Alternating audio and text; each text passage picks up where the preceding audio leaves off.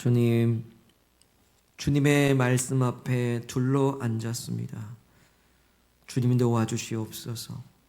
주님도 말씀으로 임재해 주실 때 주님을 말씀 가운데 만나게 하여 주시옵소서. 주님, 우리 모든 죄를 말씀으로 깨끗하게 씻으시고 말씀의 사람으로 새롭게 되어 변화를 받아 하나님의 선하시고 기뻐하시고 온전하신 뜻을 알아 행할 수 있는 담대함과 결단을 주옵소서. 예수 그리스도 이름으로 기도드립니다. 아멘. 자, 이제 말씀 봉독하도록 하겠습니다. 12절입니다. 이삭이 그 땅에서 농사하여 그의 100배나 얻었고 여호와께서 복을 주심으로 그 사람이 창대하고 왕성하여 마침내 거부가 되어 양과 소가 떼를 이루고 종이 심이 많음으로 블레셋 사람이 그를 시기하여 그 아버지 아브람 때 그 아버지의 종들이 판 모든 우물을 막고 흙으로 메웠더라. 아비멜렉이 이삭에게 이르되 내가 우리보다 크게 강성한즉 우리를 떠나라. 이삭이 그곳을 떠나 그랄 골짜기에 장막을 치고 거기 거류하며 그 아버지 아브람 때 팠던 우물들을 다시 팠으니 이는 아브라함이 죽은 후에 블레셋 사람이 그 우물들을 메웠음이라. 이삭이 그 우물들의 이름을 그의 아버지가 부르던 이름으로 불렀더라.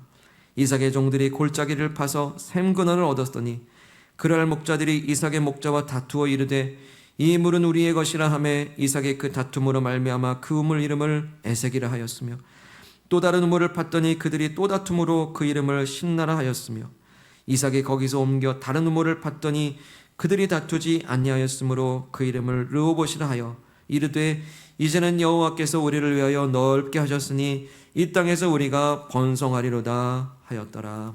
아멘. 이제 여러분의 눈으로 말씀을 두세 번 반복하여 읽으십시오.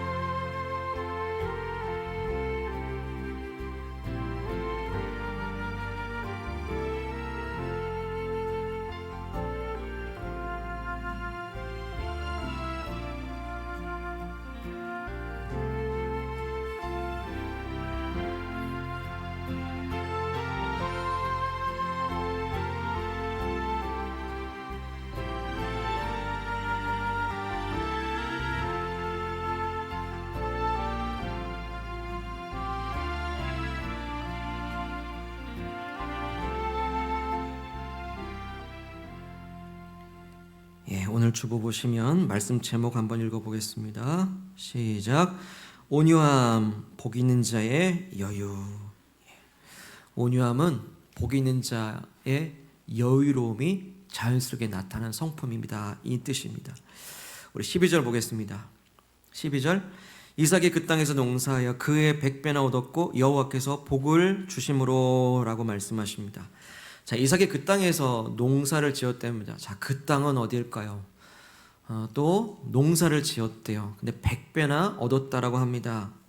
여러분 궁금해지죠? 귀가 솔깃해집니다. 도대체 그 땅이 어떤 땅이길래 심으면 100배를 거두는가? 여러분 귀가 솔깃해지죠? 아마 요즘으로 치자면 그런 기가 막힌 땅이 있다라고 한다면 당장 어디 찾아갈까요? 부동산 찾아가서 그 땅 좀 보여주십시오. 그럴 겁니다.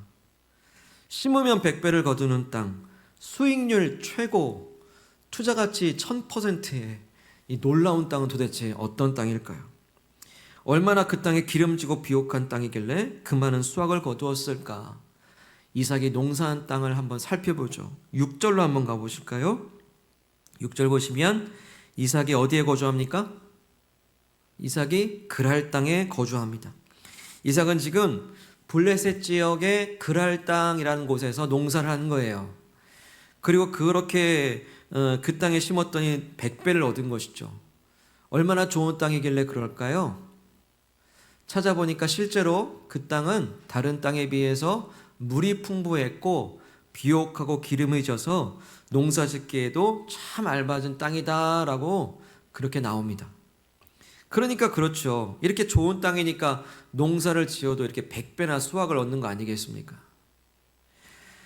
자, 그렇다고 한다면 이 그랄 땅에 사는 사람들은 웬만큼 부자겠습니다. 그렇죠? 심으면 100배나 거두니 그랄 땅 주민들도 웬만큼 다 그렇게 거두고 살지 않겠습니까? 그런데 오늘 말씀해 보니까요, 막상 그렇지도 않습니다. 분위기가 별로 안 좋아요. 13절 14절 한번 보실까요? 13절, 그 사람 이삭이죠. 그 사람이 창대하고 왕성하여 마침내 거부가 되어 양과 소가 떼를 이루고 종이 심이 많아졌습니다. 그러니까 어떻게 됩니까? 블레셋 사람이 그를 시기했다라고 말씀합니다. 그 지역 사람들이 시기했대요. 이삭이 점점 부자가 되는 것 보니까 100배나 거둔 것 보고 이 블레셋 그랄 땅 사람들이 이삭을 향해서 시기 질투가 생겼다라는 겁니다. 생각해 보면 아니 그 기름진 땅에서 평소 자기들도 그만큼 거두고 살 텐데 뭐 그렇게 시기 질투할 게 있나. 그런데 그렇지가 않았습니다. 이 그랄 땅이 아무리 좋은 땅이긴 하지만 아무리 그 당시에 상황을 보게 되면 아무리 좋은 땅에 농사 지어도 기껏해야 25배, 아무리 많아도 50배 정도를 거두는 거지 이렇게 100배를 거두는 일은 매우 특별한 일이고 이례적인 일이라는 거예요. 그러니 질투를 하죠. 그들이 더욱이 질투할 만한 일은 또 뭐냐면 그랄 땅 주민들은 그 땅에서 계속 농사 짓던 사람이고 이삭은 이사 온 사람이에요. 어느 날 이사 왔습니다. 어느 날 이삭이라는 사람이 이사를 왔는데 농사를 짓겠죠. 근데 그런가 싶더니 자기들보다 평소보다 4배나 많게 그렇게 몇 배나 더 많이 거둔 거예요. 질투 안 나겠습니까? 그뿐만이 아닙니다. 이삭은 유목민이에요. 유목민의 전문은요, 가축을 기르는 게 전문이지 농사 짓는 거 전문 아닙니다. 물론 이 당시에는 목축을 하고 유목민들도 농사를 짓기는 했습니다만은 그래도 특화된 건 가축을 치는 일이지 농사 짓는 건 아무래도 게다가 아무 근거도 없던 새로운 땅에서 개가 나고 그 땅에 토질도 모르는 사람이 이사 와가지고 유목민이 농사 지었는데 한 번에 4배를 거둬요? 100배를 거둬요? 여러분 그 땅 사람이 질투할 만합니까? 안 합니까? 질투할 만하죠. 시기가 생길 만해요. 근데 분명한 건요, 이삭이 100배를 거뒀어요. 또 그 땅에서 부자까지 됐습니다. 자, 이건요 단순히 그 땅이 기름지다고 해서 그렇게 거둔 게 아니었어요.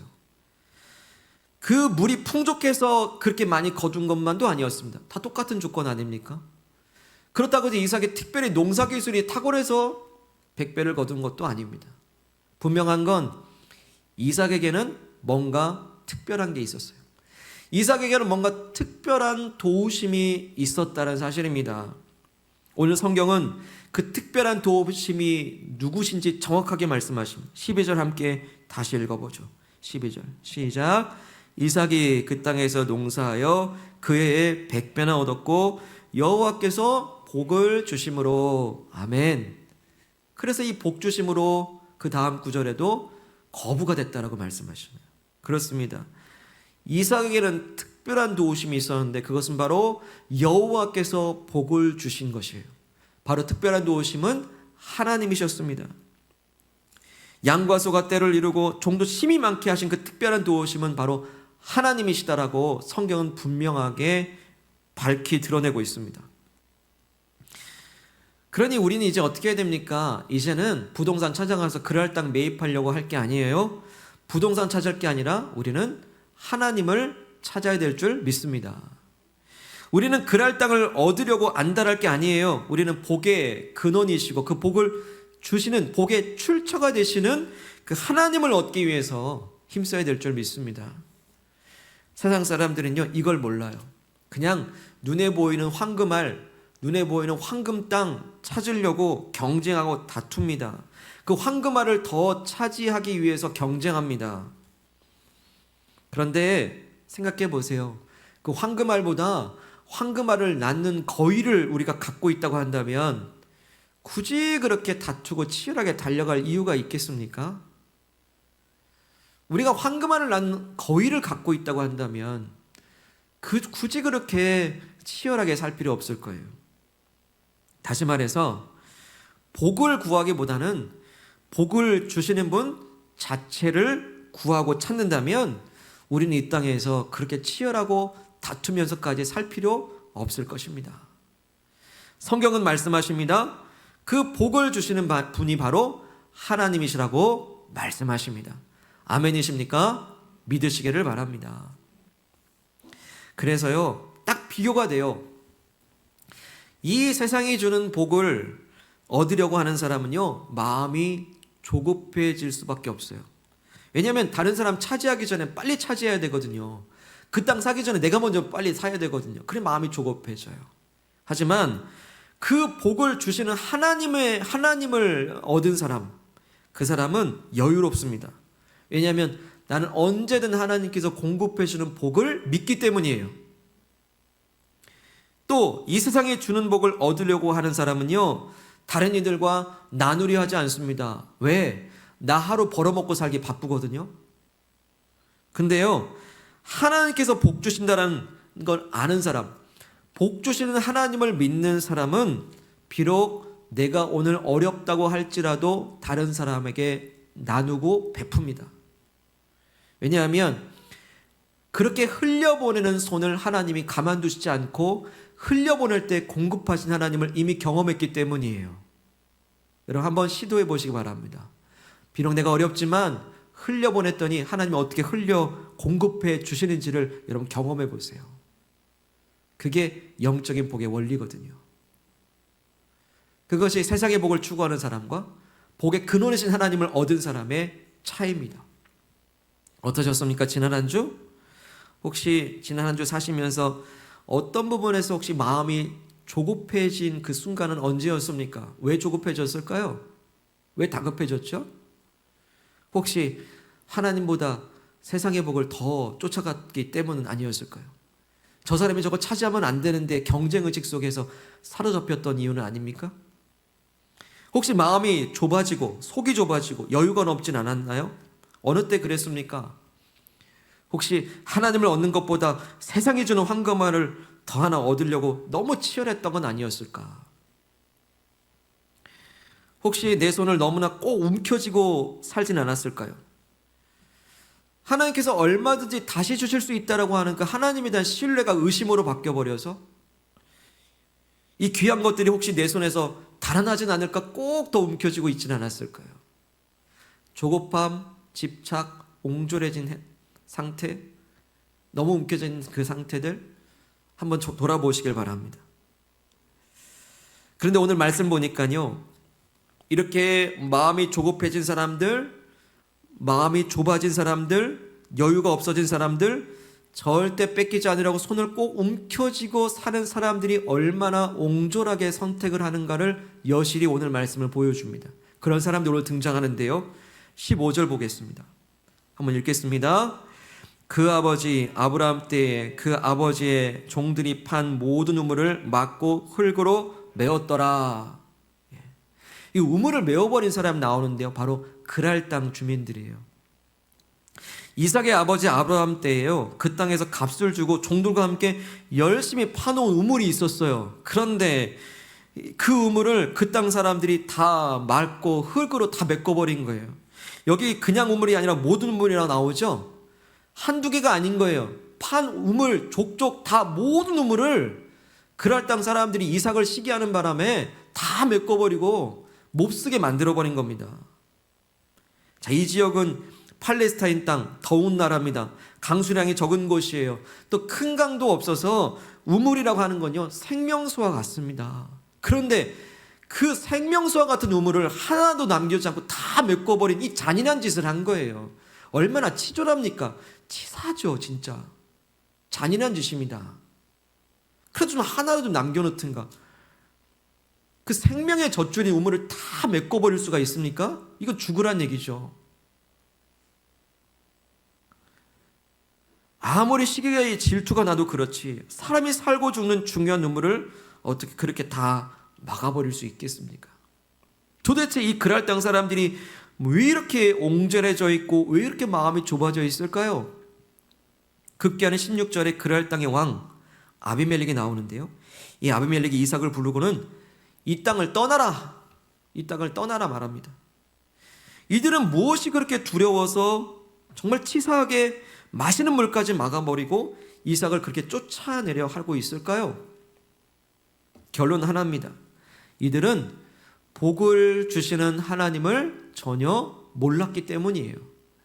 이 복의 근원이 어디서 오는지, 이 복의 출처가 어디서 오는지를 전혀 모르니까 그냥 눈앞에 보이는 이 땅의 것만이 전부인 줄 알고 사는 사람들이에요. 그렇기 때문에 그들은 혹시라도 자기 것을 이삭에게 빼앗길까 봐 그렇게 마음이 조급해져 있는 거예요. 얼마든 복 주시는 그 복의 근원이신 하나님을 모르기 때문에 그냥 내 손에 움켜진 것만이 전부인 줄 알고 살아요.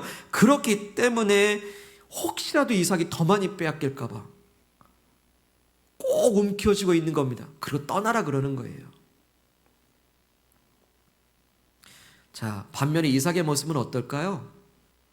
그렇게 옹졸하게 행하는 사람들 앞에서 이삭의 태도를 한번 살펴봅시다. 17절 말씀 보시죠. 이삭이 그곳을 떠나 그랄 골짜기에 장막을 치고 거기 거류했다라고 합니다. 예, 명령대로 떠났대요. 아비멜렉의 영향권에서 벗어난 어느 한 골짜기로 들어간 거예요. 거기서 장막을 치고 거류했답니다. 자, 이삭의 모습이 어떻습니까? 그랄의 왕이 떠나라 하니까 그냥 떠나버려요. 아무 저항하지 않습니다. 그리고 어느 골짜기로 들어갑니다. 자기 아버지가 고생해서 파놓은 우물, 값주고 산 우물, 그걸 이삭이 물려줬으면 소유권이 4개 있는데 권리 한번 주장하지 않고 아버지 고생한 게 무색할 정도로 아무 항변 없이 그냥 딱 털고 떠나버리는 그 모습. 어떤 면으로 참 볼 때 유약해 보여요. 부당한 피해를 당했는데도 권리를 주장하지 않는 모습 속에서 참 유약해 보이고 우유부단해 보입니다. 갈등을 회피하는 모습, 싸움을 회피하려는 그 모습 어때요? 저는 이 말씀 읽을 때마다 참 유약하게 느껴졌어요. 이삭이.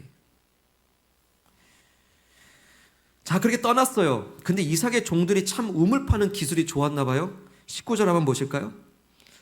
이삭의 종들이 골짜기를 파서 샘 근원을 얻었다 합니다. 샘의 근원을 얻었대요. 우물을 그냥 샘 솟는 겁니다. 샘의 근원을 얻었으니 얼마나 콸콸 나오겠습니까? 자, 요즘에야 기술이 좋아져서 지하수가 어디에 있는지 탐지 기술도 좋고 또 시추하는 기술도 좋아가지고 파면은 이제 나오지 않습니까? 그런데 이 고대 사회 아닙니까? 어디에 우물이 있는지 어떻게 합니까? 근데 그걸 잘 알아가지고 팠는데 뭐 기술이 있으면 다 손으로 삽질해서 파는 거죠. 근데 샘 근원이 터져 나온 거예요. 여러분, 여기서 우리는 뭘 알 수 있습니까? 하나님의 도우심을 알 수 있는 겁니다. 기껏해서 팠는데 아유 여기가 아닌 게벼 그러면서 또 파고 여러 번 삽질해서도 안 나온 경우가 허다한데 팠는데 샘 근원을 발견하신 것은 하나님께서 특별하게 도우신 그 은혜임을 믿습니다.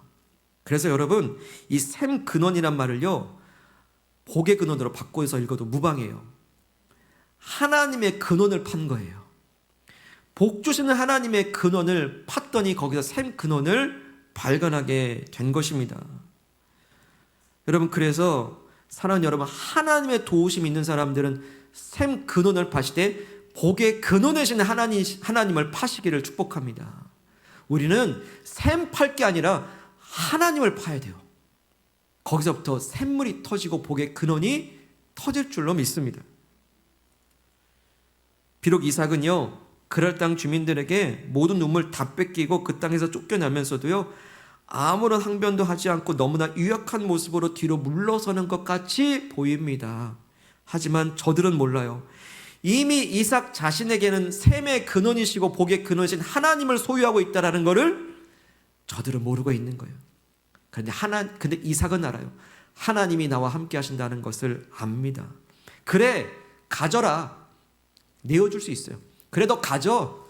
나는 또 있어. 하나님이 계셔. 난 또 파면 돼. 그래, 가져. 나는 하나님이 계셔. 이게 뭘로 나타납니까?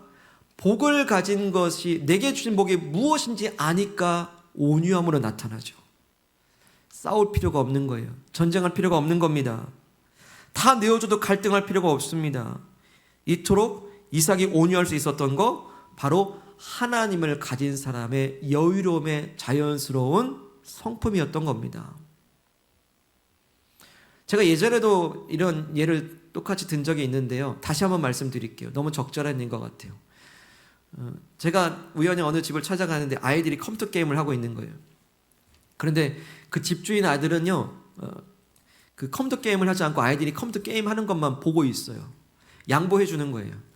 그래서 엄마가 하도 답답해가지고 애가 혹시라도 세상 살 때 그냥 양보하고 다 내어줄까봐, 야, 너도 같이 해. 너도 같이 하면 되잖아. 왜 자꾸 양보만 해? 그랬대요. 근데 아이들이 다 가고 난 다음에 그 아이가 뭐라고 했어요? 엄마, 이 컴퓨터 내 거잖아. 나는 언제든 할 수 있어. 그렇게 치열하게 하지 않아도 나는 언제든 내가 하고 싶은 때 컴퓨터 게임 할 수 있거든. 이 컴퓨터 내 거잖아, 엄마.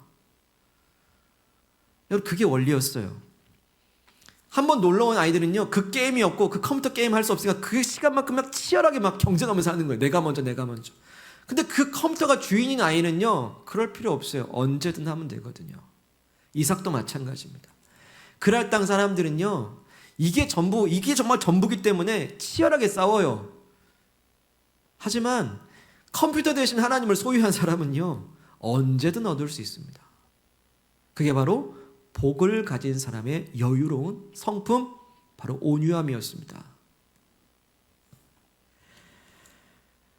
자, 이렇게 온유한 사람 이삭은요, 이제 새로운 우물에서 행복하게 잘 살았습니다.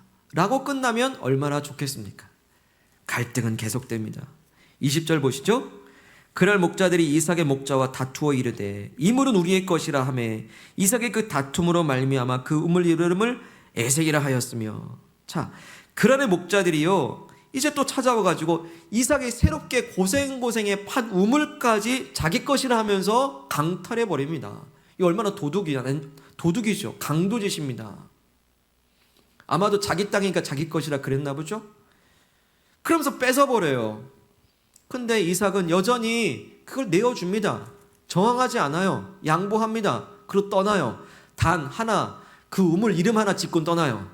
그 우물 이름을 에색이라고 집니다. 에색. 아마 분노에 찾겠죠. 에색. 다투다는 뜻입니다. 근데 이건 그냥 말싸움 정도가 아니라 치고받고 싸우는 거. 폭력이 행사되는. 그러면서 이 다툼의 우물이다 해가지고 비록 그렇게 싸우지 않았지만 다툼의 우물이라 해서 에색이란 이름을 짓고 그걸 우물을 내어주고 떠납니다. 그러면서 어디 가서 또 파고 있어요. 또 팝니다. 21절. 또 다른 우물을 팠더니 그들이 또 다툼으로 그 이름을 신나라 하였으며. 이삭은 다른 곳에도 우물을 팠지만요, 여전히 그곳에서도 그를 목자들이 쫓아와 다투게 됩니다. 이번에도 이삭은 우물을 고스란히 내어줍니다.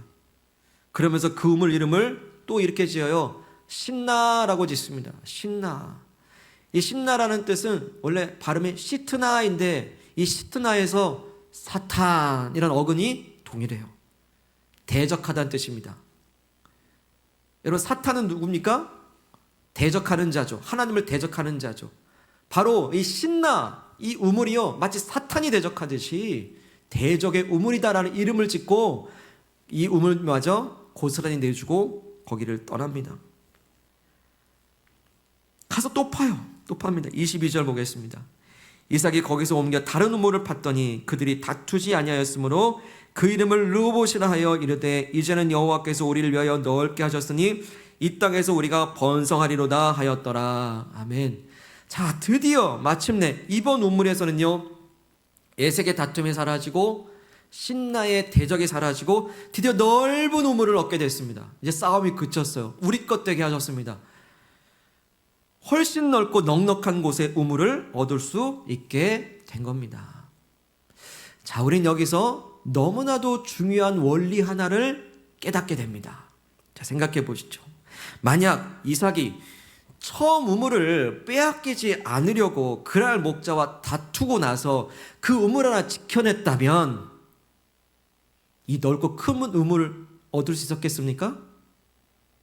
얻을 수 없었을 겁니다.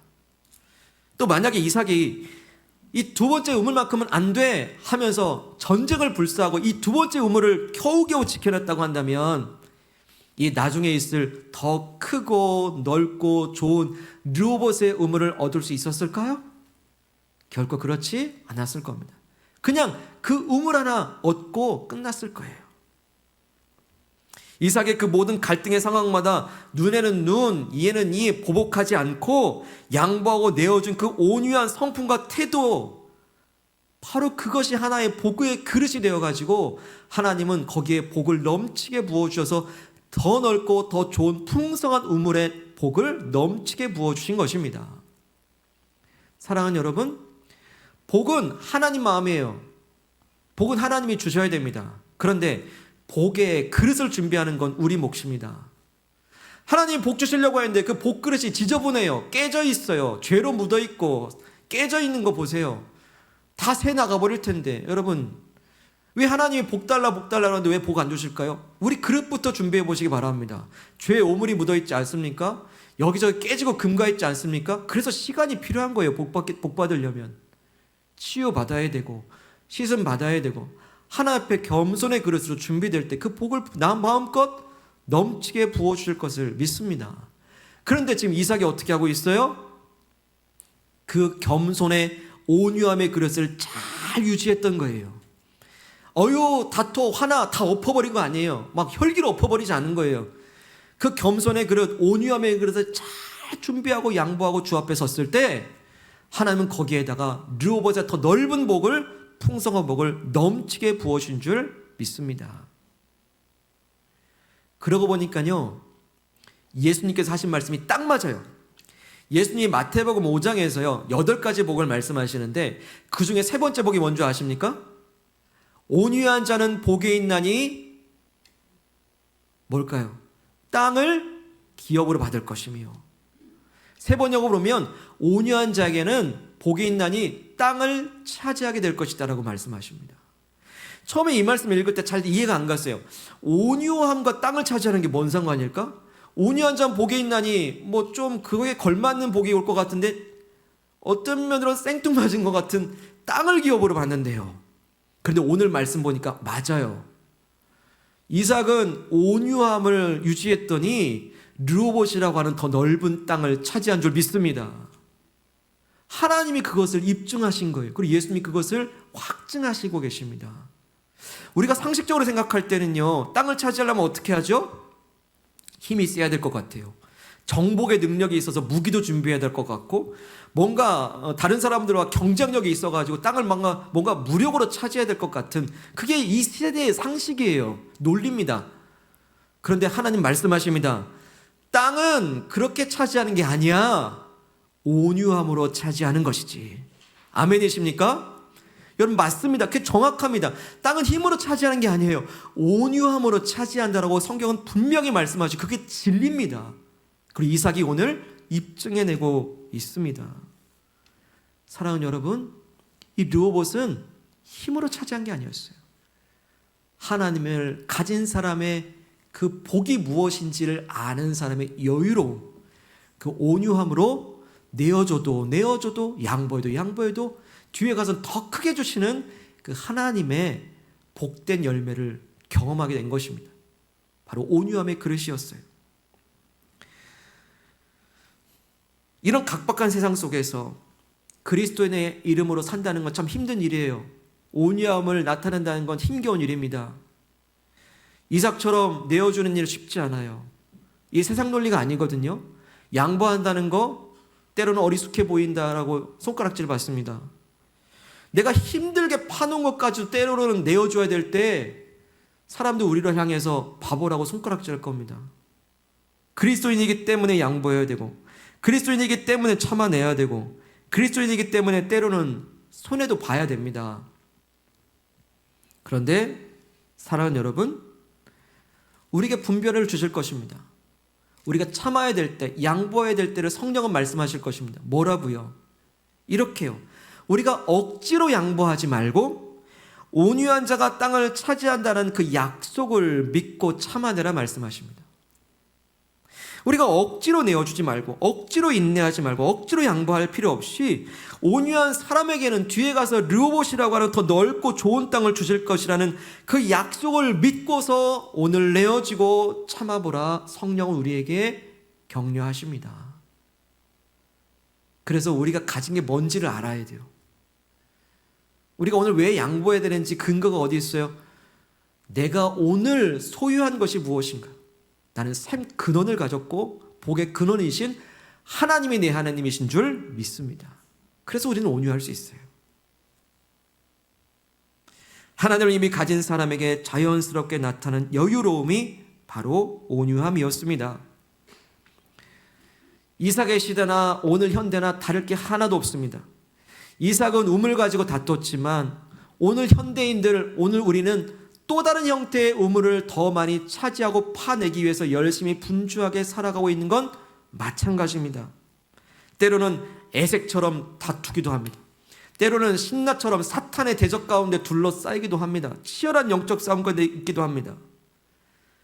이러한 싸움 가운데서 이 경쟁 사회 속에서 나는 오늘 어떤 그리스도인이 되시겠습니까? 옹졸한 그랄당 같은 이들과 싸워가지고 나도 똑같이 옹졸해질 것인가? 그래서 내 앞에 이 우물 하나 겨우 지켜냈다고 승리했네 도취하고 있을 것인가? 내 것 절대 안 뺏기려고 손을 움켜쥐고 사는 그랄당 사람처럼 나도 내 우물 안 뺏기려고 더 악한 방법으로 그들을 정복하려 하진 않는가? 하지만 오늘 하나님 말씀하십니다. 땅은 그렇게 차지하는 게 아니야. 온유하라. 그러면 그 땅을 하나님 주실 것이다. 차지할 것이다. 하나님 나라 지경을 넓게 하실 것이다. 르호봇의 축복을 주실 것입니다. 혹시 그리스도인이라는 것 때문에 양보하고 내어주고 평화를 지켜내려고 하다가 혹시 손해보신 건 있습니까? 하나님께서 그 손해본 것 절대 그냥 내버려 두지 않습니다. 그리스도의 이름으로 행한 모든 양보와 온유함 가운데는 반드시 르호봇의 약속이 있음을 믿으시길 바랍니다. 그러니 우리는 더욱 우물 하나 더 파려고 이것저것 애쓰기 이전에 아예 샘의 근원이신 하나님을 파는 인생으로, 복의 근원이신 하나님을 파는 인생으로 나아가시기를 축복합니다. 세상에 복을 하나 더 얻으려고 조급한 사람이 아니라 그 복 자체를 주시는 복의 근원 되신 하나님을 더욱 내 삶의 중심에 모시고 순종하시기를 축복합니다. 그 하나님을 가진 사람의 여유로움이 온유함의 그릇으로 나타나실 때 그 온유한 그 복그릇 안에 땅을 차지하게 하시고 르호봇보다 넓은 것을 부어주시는 놀라운 주님의 약속의 성취가 무엇인지를 우리 입술로 간증하고 찬양하는 인생들 다 되시기를 주님의 이름으로 축복합니다. 아멘. 사랑하는 여러분, 말씀 부여잡고 이 시간 기도하기를 원합니다. 여러분, 내게 주신 말씀이 무엇입니까? 우리는 또 어떤 우물을 파기 위해서 그렇게 열심을 다하고 있습니까? 이 우물, 이 좋은 땅 빼앗기지 않으려고, 내가 먼저 차지하려고 우리는 더 앞서가기 위해서 그렇게 숨헐떡여 달려가고 있지는 않습니까? 때로는 이 우물 하나 가지고 애색의 다툼이 일어나고 신나에 대적하는 일이 일어나면서 그렇게 다른 이들과 갈등하고 있는 것은 아닐까요? 이 치열한 삶의 연장 속에서 우리는 어떤 모습으로 살아야 됩니까? 똑같이 달려야 인정받고 똑같이 얻어야 사람들 격려받는 이 시대 속에서 우리는 예수 그리스도를 따르기를 원합니다. 그리스도의 온유함을 실천하기를 원합니다. 온유함은 다른 게 아니었어요. 내가 가진 것이 무엇인지 아는 것에서부터 출발했습니다. 이미 우리는 하나님의 나라를 가진 사람, 하나님을 감히 내 하나님이라 부를 수 있는 그 소유된 백성들입니다.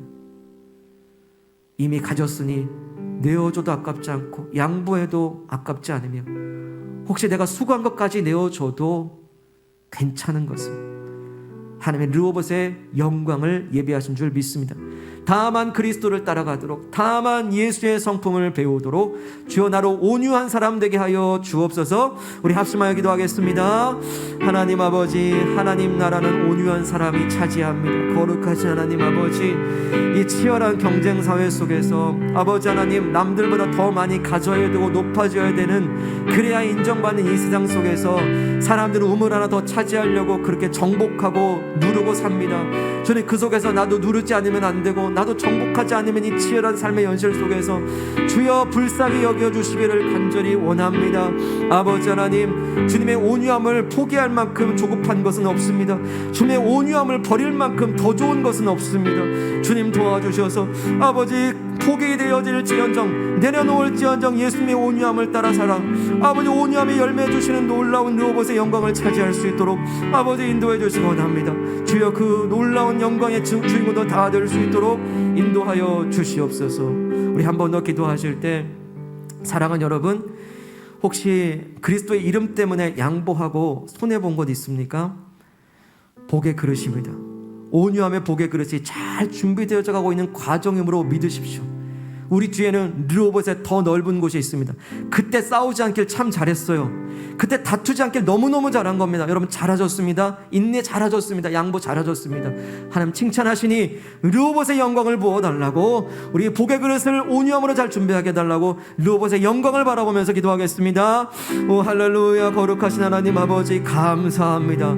주님의 약속이 있기 때문에 오늘 양보할 수 있고, 주님의 약속이 있기 때문에 오늘 내어줄 수 있으며, 주님의 약속이 있기 때문에 다 포기해도 우리는 이미 얻은 줄로 믿습니다. 하나님을 얻었고 르호봇의 약속이 임해든 줄 믿사오니, 오 하나님 아버지, 복의 복을 부어 주시옵소서. 온유함의 복의 그릇으로 준비된 모든 이들마다 이제 하나님 넘치는 복의 근원을 부어 주시기를 원하고 소망합니다. 그 어떤 것보다 복의 근원 되신 하나님을 파괴하시고 하나님의 그 샘 근원 되신 하나님을 발견하고 늘 따라갈 수 있도록 아버지 인도하여 주시옵소서. 주님 마음 내게 주소서. 내 아버지, 주님 마음 내게 주소서. 나를 향하신 주님의 뜻이 이루어지도록 주님 마음 내게 주소서. 주님 마음 나에게, 주님 마음 내게 주소서. 복의 근원이신 내 아버지, 주님 마음 내게 주소서. 나를 향하신 주님의 뜻이 이루어지도록 주님 마음 내게 주소서. 하나님 아버지, 세상 사람들은, 또 세상의 현실에는 그 우물 하나 빼앗기 위해서 달려가고, 내게 이미 주어진 우물 하나 움켜쥐고서 나누지 않는 삶을 살지만, 그것이 세상에선 그것이 똑똑하다 하고 지혜롭다 하지만, 주님 우리에게 말씀하시니 땅은 그렇게 차지하는 거 아니야. 온유함으로 차지하는 거라 말씀하시니 감사합니다. 하나님, 우리는 이미 양보해도 얻었으며, 우리는 내어줘도 우리는 이미 취했으며, 우리는 이미 다 손해본 듯해도 우리는 이미 100배나 얻은 줄로 믿사오니, 하나님이 나의 기업이십니다. 하나님이 나의 재산이십니다. 하나님이 나의 복의 근원이심을 믿습니다. 하나님, 이제 복 자체를 구하기보다 복의 근원이신 하나님을 구하게 하옵소서. 샘을 파려고 그렇게 열심히 여기저기 파내려 하기보다 샘의 근원이신 하나님을 파게 하옵소서. 그리하여 내어줘도 양보해도 참아내도 결국 그때 참았기 때문에 더 넓은 르호봇의 영광을 주신 하나님을 찬양하게 하옵소서. 주님, 오늘도 인내의 시간을 겪고 있습니다. 오늘도 참아내고 양보하는 시간을 겪고 있습니다. 다만 온유의 복그릇을 잘 준비하여서 이제 이 온전한 그릇 가운데에 하나님의 복을 넘치게 부어 주시옵소서.